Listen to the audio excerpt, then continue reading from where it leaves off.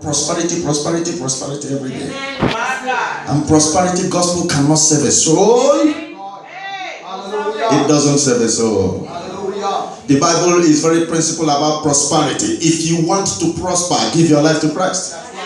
Matthew chapter 6 verse 33. And seek first the kingdom of God and his, not your righteousness, but his righteousness, and money shall be added unto you. Good wife shall be added unto you. Good husband shall be added unto you. Good car shall be added unto you. Long life shall be added unto you. Good health shall be added unto you. Can you lift up your hand and shout hallelujah wherever you are? But when you refuse to seek his kingdom, you seek material things. It's just like a man that comes to his own house asking someone else whether he should sit down.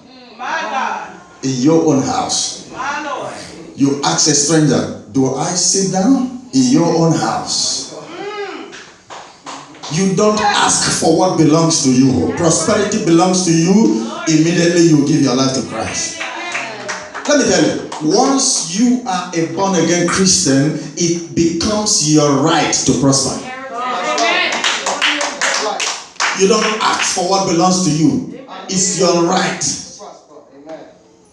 So why is it that our generation, the pastors of this generation, they center on the message of prosperity gospel and millions of people are going to hell?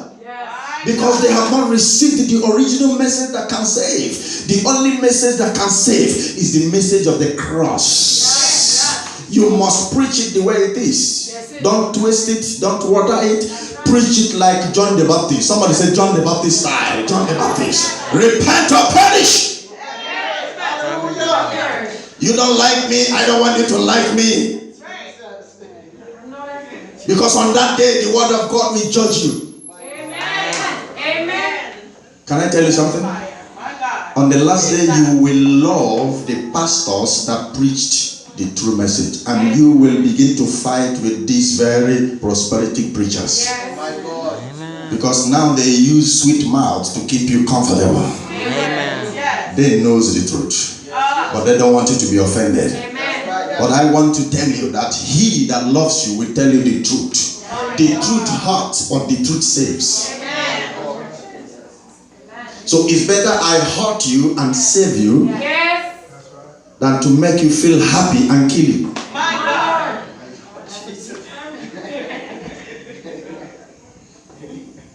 Because so many people will end up with their pastor in hell and they begin to fight. Pastor, you know the truth. You refuse to tell me. And they fight forever. And they can't come out for 100 years, 1 million years they are fighting. If you had told me the truth, I wouldn't be here. As I speak to you right now, many are already fighting with their pastor in hell.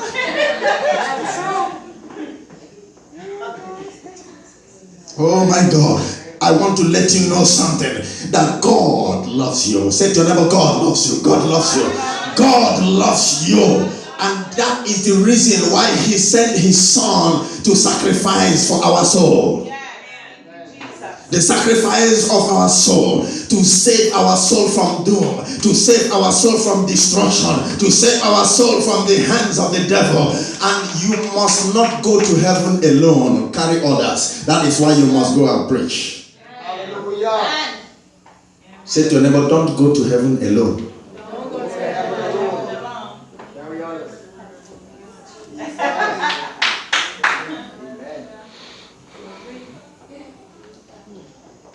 Can you shout hallelujah? Hallelujah.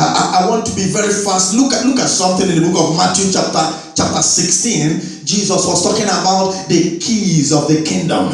And he said, only those that have these keys, they have the grace and the authority. This key is talking about the authority. And only those that have this authority, they are the ones that will be able to open this door of great revival that is coming on earth. Look at the book of Matthew chapter 16 verse 19. Matthew chapter 16 verse 19. And he says, and I will give unto thee the keys of the kingdom of heaven. And whatsoever thou shalt bind on earth shall be bound in heaven, and whatsoever thou shalt loose on earth shall be loosed in heaven. There are many people today that lost their key. If you lose the key of your house, you have to break that door. If you lose the key of your vehicle, you cannot start the vehicle.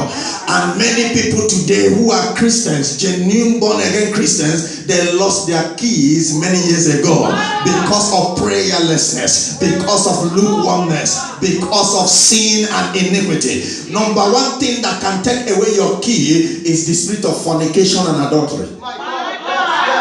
Yes. Go ahead, Jesus. Immorality. Yes. You lose your authority. Wicked thought, lustful thought, and then unforgiving spirit. I cannot forgive him. But Jesus forgave you. Amen. All right. There are people in the church, they stay for two years, they can't say hi. Amen. All right now. 2 months, no greeting. Sister Rebecca, how are you? Not sure. As I speak to you now, there are husband and wife that live in the same house for 6 months, but they have not said hi in the same house. That is a spirit. The spirit of the last days. And that is why you must be careful. You must be careful. Because the enemy, the Bible says the devil is moving like a roaring lion. He's very aggressive, seeking for whom he would devour.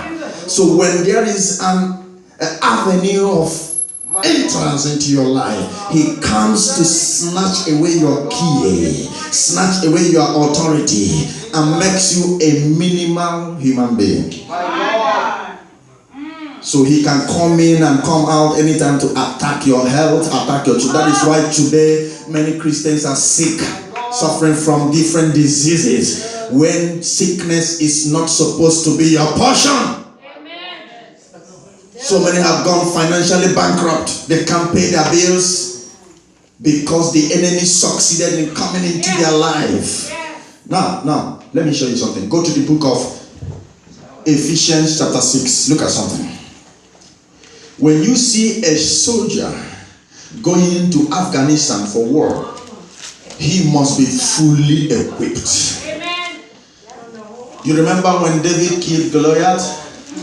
The only reason why Goliath was brought down was Goliath was equipped in a negative way, but there was one opening: his forehead. So God directed the stone towards the head of Goliath because that was the only way that was open. That is what happens to us as Christians. When the enemy comes to attack you, you are covered here, you're covered here, you're covered here. He will look for the place that is open for him to come in. He just needs a tiny place. He doesn't need a very large place, just tiny. And when he comes in, he destroys every other thing.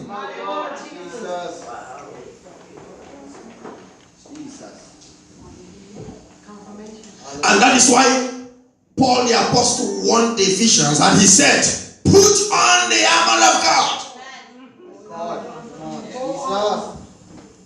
Put it on, that you may be able to stand against the wiles of the devil. Look at it at Ephesians chapter 6 verse 10. I want to be very fast about it.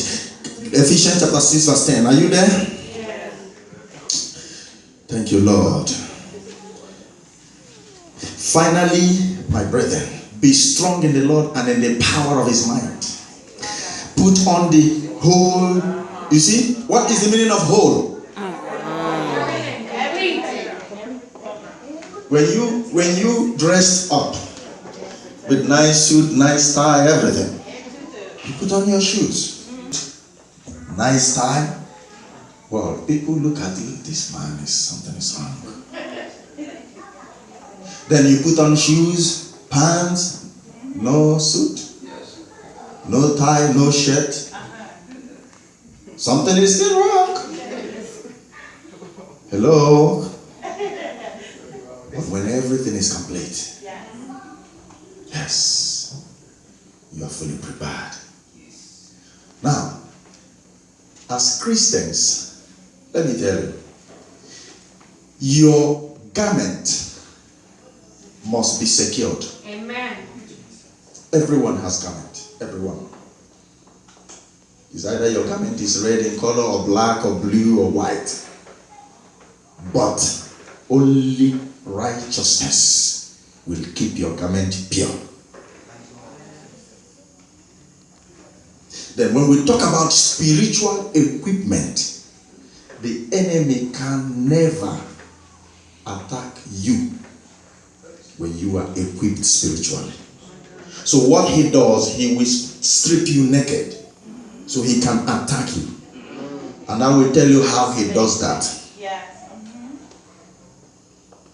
So that is why the Bible says there, put on the whole, not one, not two, not three, all of them. Get yourself, prepare yourself, put on the whole armor of God from your head down to your feet, that you may be able to stand. What is the meaning of standing? To overcome.